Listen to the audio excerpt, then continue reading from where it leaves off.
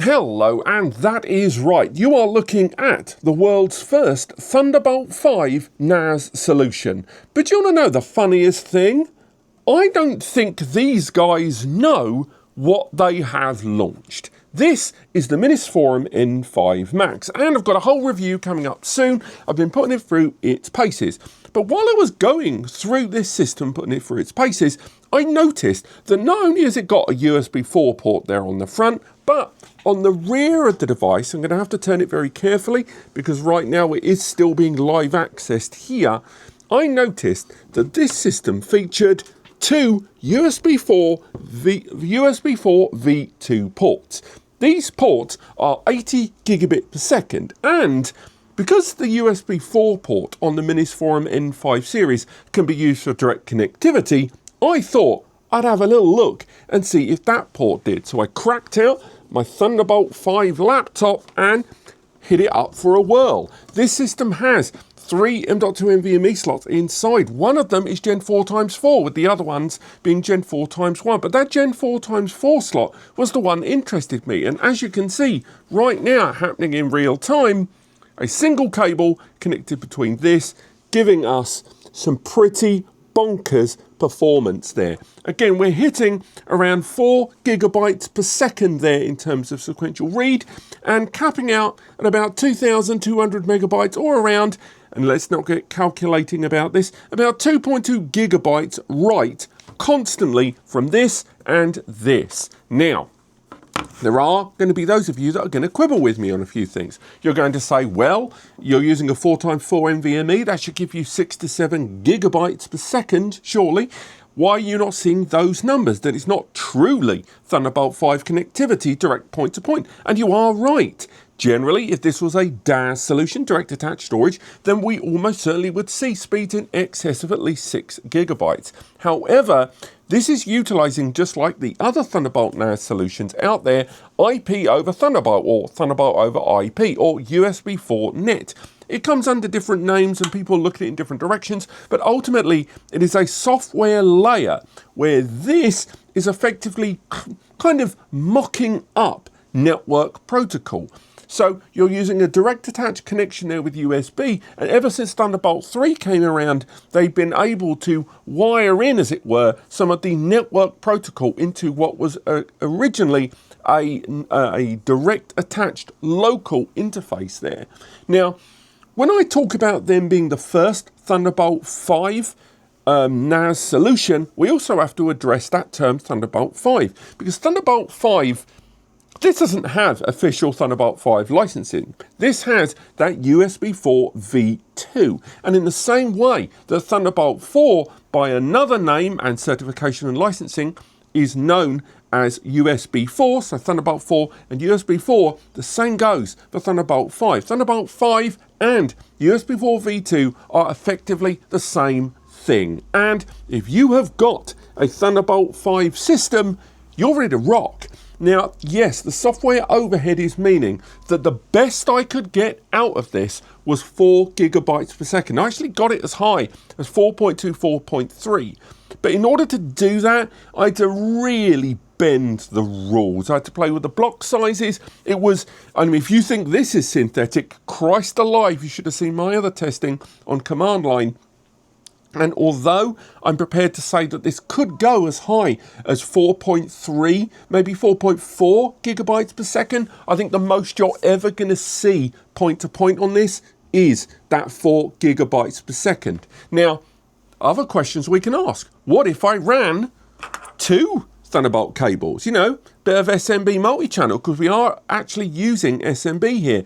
Sadly, as I'll tell you in a moment with the performance numbers, that didn't play the case. Running 2 cables between one system didn't really do anything. I still never saw any maximum. It identified both Thunderbolt connections, but I couldn't aggregate them in the same way I could with like SMB3 or just link aggregation in general there. But also we have to acknowledge this thing has 3 USB 4 connections, 2 USB 4 V2 at 80 gig and 1 there at the front USB 4 standard there in USB Type-C. Now when I connected that front port to a Windows system, it only acknowledged it as a 20 gigabit USB 4 IP connection there, and I was able to get around 1.6 to 1.7 gigabytes per second out of that front port using IP over Thunderbolt there. When I tried to use both simultaneously, it sort of worked, but I don't know how much of it was software led or the target in there. I do know you can run multiple USB 4 connections into this for direct attack connectivity and all of them accessing it live, but I'm setting that up for a later video largely because I want it to be stable, and therefore I'm not prepared to confirm 100% that is possible until I've tested it and it's actually reliable. But this system also has two 10 gig NICs there, both copper 10 gig NICs. So it's two 80 gig USB 4s, one 40/20 gig USB 4, and then two 10 gig network interface ports. Now, the one downside is I don't think this thing has enough storage media to enjoy that. It's got 5 SATA ports there inside that even if you use SATA SSDs inside, you're not going to realize that full potential. And the 3 M.2s inside, as mentioned, 2 of them are Gen 4 times 1, which means even with all of this, you're not going to see greater than around 1.6 gigabytes per second on 2 of those SSDs. But that 4 times 4 is where we can see that max being hit.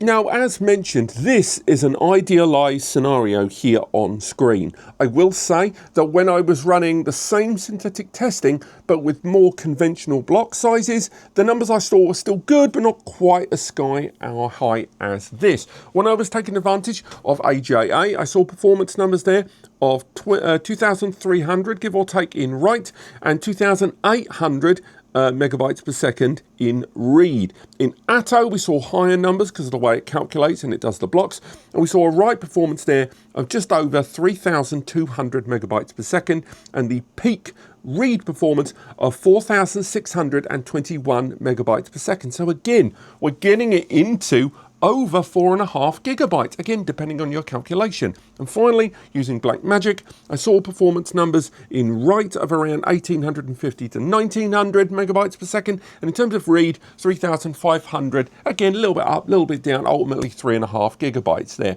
And as mentioned, I tried connecting 2 cables there, and although I saw an improved performance in AJA in terms of sequential read, the rest of the performance numbers were largely the same, or if anything, a fraction lower because of that software overhead.